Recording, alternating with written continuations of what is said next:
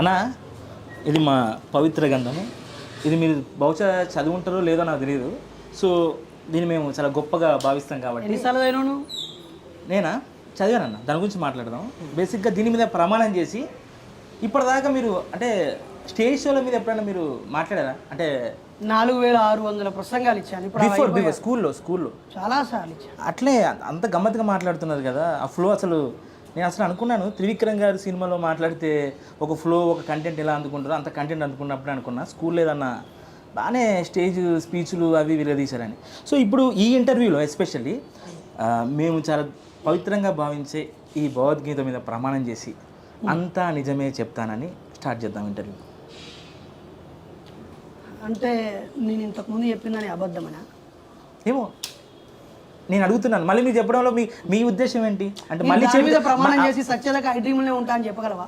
ఏమండి? ఆ దాని మీద ప్రమాణం చేసి సత్యదాకా ఐ డ్రీమ్లో ఇది ఉద్యోగం, మీరు ఉద్యమం, ఉద్యోగానికి ఉద్యమం. నా ఉద్యమమే అజ్ఞానానికి వ్యతిరేకం. నా ఉద్యమమే మతంలో ఉన్న మూఢత్వానికి వ్యతిరేకం. నిజంగానే దీని మీద నేను ప్రతిజ్ఞ చేసి మాట్లాడేదంతా నిజమేనా నువ్వు నమ్ముతానంటే అసలు కోర్టులలో కూడా ఇది ఉపయోగించక్కర్లేదు. అంటే కోర్టులో ఉపయోగించింది అబద్ధమనా? 100%. ఎట్లా? అక్కడ ఏమంటారు తెలుసా? స్పష్టంగా నేను 4-5 సార్లు కోర్టుకు వెళ్లాల్సి వచ్చింది, సాక్ష్యం చెప్పాల్సి వచ్చింది. ఒక వ్యక్తిని చంపుతూ ఉంటే చూసిన వ్యక్తిగా వెళ్ళి సాక్ష్యం చెప్పాల్సి వచ్చింది. ఒక అన్యాయం జరిగితే మోసం చేసే వ్యక్తిని పట్టించి ఉద్యోగంలోంచి రిమూవ్ చేసినప్పుడు కోర్టు జడ్జి ముందు 5-6 సార్లు నేను జడ్జిని ఫేస్ చేశాను. అప్పుడు నా ముందు ఇలాగే పెట్టారు. పెడితే నేను అన్నాను నేను నాస్తికుడిని అని చెప్పాను. అప్పుడు వెంటనే ఆయన నాస్తికుడు భగవద్గీత మీద ప్రమాణం చేసి అని చెప్పించక్కర్లేదు అని చెప్పి ఆత్మసాక్షిగా అని అనమన్నాడు. నేను ఆత్మలు, పునర్జన్మలు, దయ్యాలు, భూతాలు కూడా నమ్మను అని చెప్పాను. మరి ఆత్మ అని చెప్పవాయే, ఇది అని చెప్పవాయే, మరి ఎలా ప్రమాణం చేస్తావన్నాడు. అంటే నాకు నేనుగా ఒక స్థిమితమైన మనసుతో ఉండి చెప్తున్నాను, మంచి స్వచ్ఛమైన ఆలోచనతో ఉండి ఏ ప్రెజర్ లేకుండా చెప్తాను అని చెప్పాను. ఓకే అన్నారు. నువ్వు జడ్జి కంటే గొప్పనివా? దీని మీద ప్రతిజ్ఞ చేయమంటాను. నేను గొప్ప చెప్పట్లేదు. ఆల్టర్నేట్ ఇచ్చిండు, నువ్వేంది దీని మీద ప్రమాణం చేయమని చెప్పడు. నేను నాస్తికుని తెలిసినా కూడా దీని మీద ప్రమాణం చేయమనంటే నీ మైండ్ లో ఏమున్నట్టు చెత్త ఏం లేదు. అసలు మీ చెత్త ఏంటో తెలుసుకుందామని, అది కంపోస్ట్ దాని ఎరువుగా మారుదాం, ఆ చెత్తను బయటకు తీసుకొచ్చి సొసైటీకి పనికొచ్చి ఎరువుగా మారుదాం అనుకున్నాను. ఫస్ట్ కులమతాలు, మలమూత్రాల వంటివి వాటిని బయటికి తీసి ఎరువుగా మార్చి సమాజాన్ని బాగు చేయి. సార్ మీ గతం ఏంటి? అంటే ఇప్పుడు మీకు ఎంతనా వయసు? 41. అంటే ఒక 30 years బ్యాక్ అంటే మీకు అప్పుడు మీకు ఐడియా ఉంటుందా? 10 years అప్పుడు అంటే అప్పుడు మీరు మన ఇంట్లో కూడా బిలీవ్నెస్ ఉంటుంది కదా దేవుడు అంటే. తప్పకుండా. అసలు మీ లైఫ్ ఏంటి? అసలు మీ బాల్యం ఏంటి? అసలు మీ బాల్యంలో మీరు దేవుని నమ్మారా? 100% నమ్మిన. ఎటువంటి చేసేవాళ్ళు అప్పట్లో? అప్పుడు చిత్ర కథలు ఉండేవి. ఎట్లా? మట్టితో వినాయకుని చేసేది. సూపర్. వినాయకునికి పూలు తెచ్చి పెట్టేవాడిని. అప్పుడు ఒక ప్రత్యేకమైన చెట్లు పూలు పూసే చెట్టు సీజన్ అనమాట, రైన్ సీజన్లో అవి తీసుకొచ్చి పెట్టేది. తర్వాత ఆ పుస్తకాలన్నీ ఆ దేవుడి ముందు పెట్టి ఎంక ఏముల తాత కనకాపళ్ళు కామన్ రూపులు అని చెప్పేసి మొత్తం పద్యం పాడేది. ఓం సరస్వతి నమో శుభ్రం వరదే కామరూపిణి విద్యారంభం కరిష్యామి సిద్ధిం భవతి మే సదా. అన్నింటికంటే మేము పద్మశాలి అంటే ఒక రకమైన పూజారులుగా ఉండేది. మా తాతయ్య కూడా పూజారి. మా తాతయ్య పూజారి. మా ఊర్లో ఎవరికి నోములు ఉన్నవి దీపావళి సమయంలో మాకు నోములు ఉంటాయి. అలాగే వినాయకుని అంటే మా కులదైవంగా భావించేది. మార్కండేయ మంత్రాలన్నీ చదివించేది. భావన ఋషి చరిత్ర, కుల వృక్షము అన్నీ ఉండేది. నేను జమ్మికుంట గవర్నమెంట్ హాస్పిటల్లో పుట్టాను. 1982 ఆగస్టు 15. మీకోసం కూడా అమ్మ నాన్న దేవుని మొక్కే చేయాలి ఉంటాయి. కొడుకుని నాకు నేను పిల్లలు కనేటప్పుడు అయితే ఏ దేవుని మొక్కలేదు.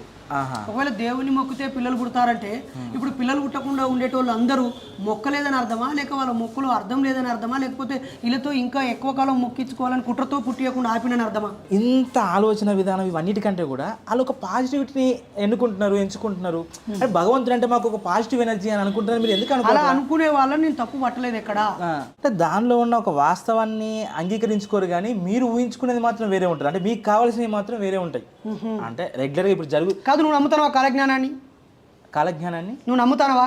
నేను నమ్మడం పక్కన పెడతాను. నువ్వు పక్కకు పెడతావు, నానేమో పక్కకు పెట్టుకుంటా పక్కన పెట్టుకుంటావు. పక్కన ఎందుకు పడవాలంటే మీరు చెప్తున్నారు కదా, మీ వాదన దైవత్వం లేదు, దేవుడు లేదు అనే వాదన నుంచి కాలజ్ఞానం అనేది ఒక దేవుడే రాశాడు, బ్రహ్మం గారు మాకు దేవుడు, ఆయన రాసింది మాకు వేదం. అస్సలే కాదు. ఆయన దేవుడు కాదు, ఒక గొప్ప ఆలోచన పరుడు, ముందు చూపు ఉన్నటువంటి వ్యక్తి, ఊహించినటువంటి వ్యక్తి. ఆ ఊహలే నిజం జరిగితే సంతోషం, నిజం జరగకపోతే పోతాయి. ఇప్పుడు మేము పిహెచ్డి చేసేప్పుడు మా థీసిస్కి ముందే సినాప్సిస్లో హైపోథీసిస్ రాయాలి, అంటే ఊహ పరికల్పనలు. అంటే నా పరిశోధన ద్వారా ఈ సమస్యని గుర్తిస్తానేమో అనుకుంటున్నాను, దీనికి పరిష్కారం దొరుకుతుందేమో అనుకుంటున్నాను, లేదా ఇలా చేయాలనుకుంటున్నాను, ఇది ఉంది కావచ్చు అని ఆలోచన చేసి ప్రయోగం అది పరిశోధన చేసి నేను అనుకున్నది జరగవచ్చు, జరగకపోవచ్చు. ఎందుకు ఇక్కడ నాకేమర్థమవుతుందంటే అన్న మీ గురించి మనం చిన్నప్పుడు పుస్తకాలు చదువుకుంటాం, పుస్తకాలు అందరూ చదువుకొని పరీక్షల్లో ప్రశ్నలకి ఆన్సర్లు రాసుకోవడం కోసం చదువుకుంటాం. కానీ అన్నీ ఏం చేసి పిహెచ్డి దాకా పుస్తకాలు చదివి అసలు సమాజాన్ని ప్రశ్నించడానికి వెతుక్కున్నాడు ప్రతిదాన్ని. అంటే నాకు అర్థమవుతుంది, అంటే మీరు లైబ్రరీలో ఉన్నారన్నారు, ఉస్మానియా యూనివర్సిటీ లైబ్రరీలోనే కూర్చున్నారు. ఎన్ని గంటలు చదివేటోళ్ళన్నా? అలా అని కాదు, చాలాసార్లు క్లాక్ గుండ్రంగా తిరిగిన సందర్భాలు ఉంటాయి, డేట్ క్యాలెండర్స్ మారిన సందర్భాలు కూడా ఉంటాయి. ఈవెన్ జైల్లో కూడా 20 గంటలు చదివిన రోజులు ఉంటాయి. మొత్తం పుస్తకాన్ని మీరు విడిచిపెట్టారు అంతేనా? అసలు అక్కడ కూడా కనిపిస్తుంది, ఇది నా శరీరంలో భాగం లాగా ఫీల్ అవుతాను. అన్న ఈ పుస్తకాలు ఓకే, ఆ బ్యాగులో ఏముంటాయన్న? అసలు బ్యాగ్ ఏంటి అంటే మీ అంటే కమ్యూనిస్టా?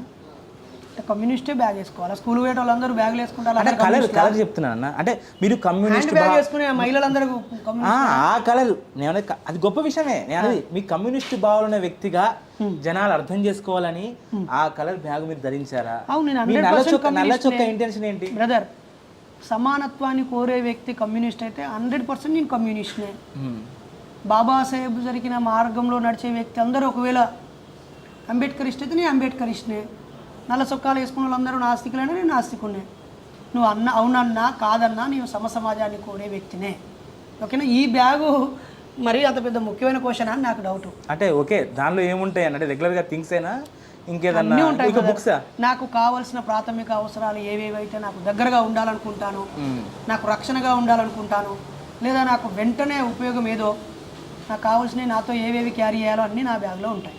మరి ఇన్ని మాటలు బయట సమాజానికి సమాజ స్థాపన అంటున్నారు.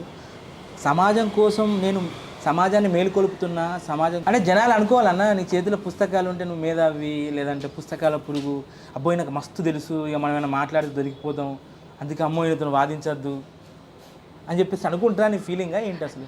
అది తప్పుడు ఆలోచన బ్రదర్. పుస్తకాలు హస్తభూషణం, ఓకేనా? ఇప్పుడు ఆన్లైన్లో డిజిటల్ బుక్స్ కూడా వచ్చాయి, దీని ప్లేస్లో ల్యాప్టాప్ పెట్టుకుని దానిలో కూడా చదువుకోవచ్చు. నేను చదవాల్సినవి, మరోసారి చదవాల్సినవి, కొత్తగా ప్రచురితమైనవి పుస్తకాలు కొనడం నా అలవాటు. చాలా పుస్తకాలు కొంటాను. మా ఇంట్లో 2600 పుస్తకాలు ఉన్నాయి. చదవడం కూడా నాకు అలవాటు, చాలా ఇష్టం.